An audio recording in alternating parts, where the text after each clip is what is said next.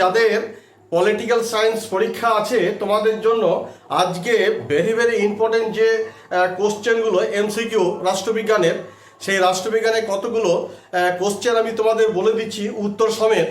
এখানে কোনো আমি অপশন দিচ্ছি না, কারণ আমি ডাইরেক্ট প্রশ্ন এবং উত্তর এইটাই বলে যাব, যাতে তোমাদের ভিডিওটি শুনতেও ভালো লাগে এবং খুব তাড়াতাড়ির মধ্যে যাতে হয়, সেই জন্য কিন্তু আমি কোনো অপশন দিইনি। আমি জাস্ট প্রশ্ন এবং উত্তরগুলো বলে যাব। তো যে সমস্ত স্টুডেন্টদের ধরো আগামীকাল রাষ্ট্রবিজ্ঞান পরীক্ষা আছে, তোমাদের পক্ষে কিন্তু এই ভিডিওটি অতি গুরুত্বপূর্ণ হতে চলেছে। তো সেই জন্য বলবো যে তোমরা এই ভিডিওটি প্রথম থেকে শেষ পর্যন্ত দেখো। ভালো লাগলে অবশ্যই কিন্তু ভিডিওটিকে লাইক করে দিও। তো চলো কথা না বাড়িয়ে আলোচনা করা যাক। দেখো, প্রথম যে প্রশ্নটি বলবো সেটা হচ্ছে পাকিস্তান শব্দটি প্রথম উচ্চারণ করেন কে? এই একটা প্রশ্ন হলো, এটা উত্তর হচ্ছে চৌধুরী রহমত আলী। 2 নম্বর প্রশ্ন হচ্ছে কে গান্ধীজিকে হত্যা করেছিলেন?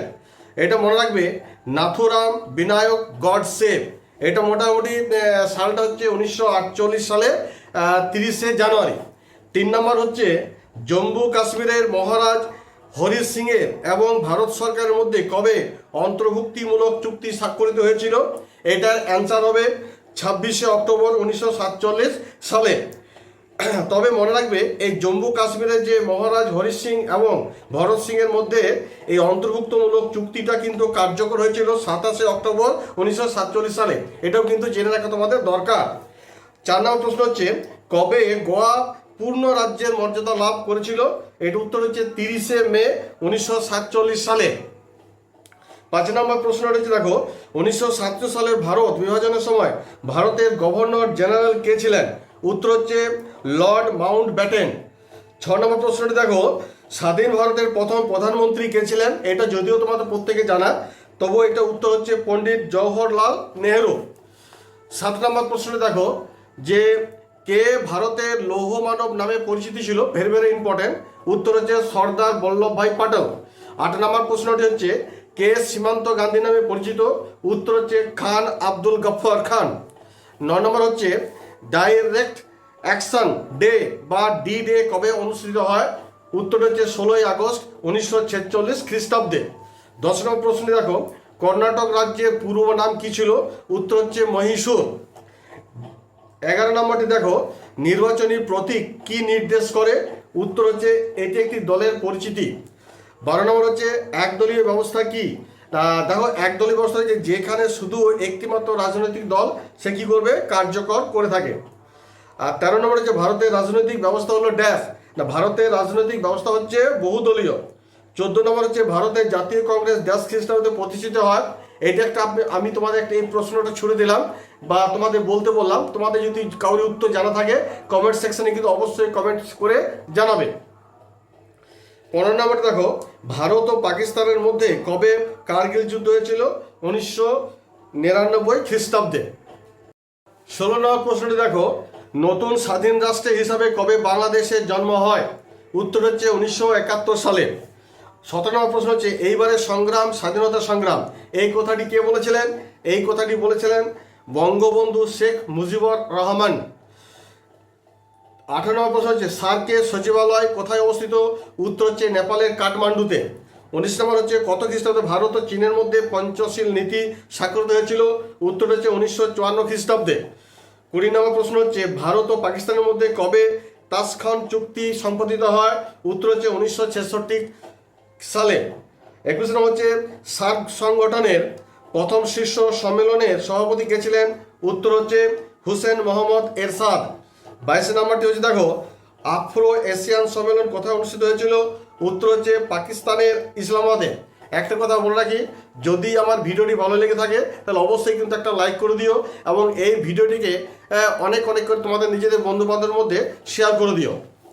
23 নম্বরটি দেখো, সিন্ধু নদের জলবন্টন সংক্রান্ত চুক্তি কাদের মধ্যে স্বাক্ষরিত হয়েছিল? উত্তর হচ্ছে জওহরলাল নেহেরু ও আইয়ুব খানের মধ্যে। 24 নম্বর হচ্ছে পঞ্চশীল নীতি প্রবক্তা কে? উত্তর যদি এটা তোমাদের জানা থাকে তাহলে কিন্তু অবশ্যই কিন্তু আমার কমেন্ট সেকশনে কমেন্ট করে জানাবে। 25 নম্বর হচ্ছে বেলগ্রেড সম্মেলন অনুষ্ঠিত হয় কত সালে? এটা 1961 সালে বা 1961 খ্রিস্টাব্দে। 26 নম্বর হচ্ছে 123 এগ্রিমেন্ট স্বাক্ষরিত হয়েছিল কত খ্রিস্টাব্দে? 2005 খ্রিস্টাব্দে। 27 নম্বর প্রশ্ন হচ্ছে কত সালে ভারত সর্বপ্রথম পারমাণবিক বিস্ফোরণ ঘটায়? উত্তর হচ্ছে 1974 সালে। 28 নম্বর প্রশ্নটি ভেরি ভেরি ইম্পর্টেন্ট। সিমলা চুক্তি কাদের মধ্যে সম্পাদিত হয়েছিল? এটা উত্তর হচ্ছে ভারত ও পাকিস্তানের মধ্যে। 29 নম্বর হচ্ছে সম্মিলিত জাতিপুঞ্জের প্রথম মহাসচিব ছিলেন ড্যাশ, শূন্যস্থান পূরণ থাকতে পারে, উত্তর হবে ট্রিক ভিলি। 30 নম্বর হচ্ছে নিরাপত্তা পরিষদের অস্থায়ী সদস্যদের কার্যকাল ড্যাশ বছর, কত বছর ছিল? 2 বছর। এবং 31 নম্বর কোশ্চেনটা হচ্ছে দেখো সাধারণ সভার অধিবেশন বসে বছরে কবার? উত্তর হবে একবার।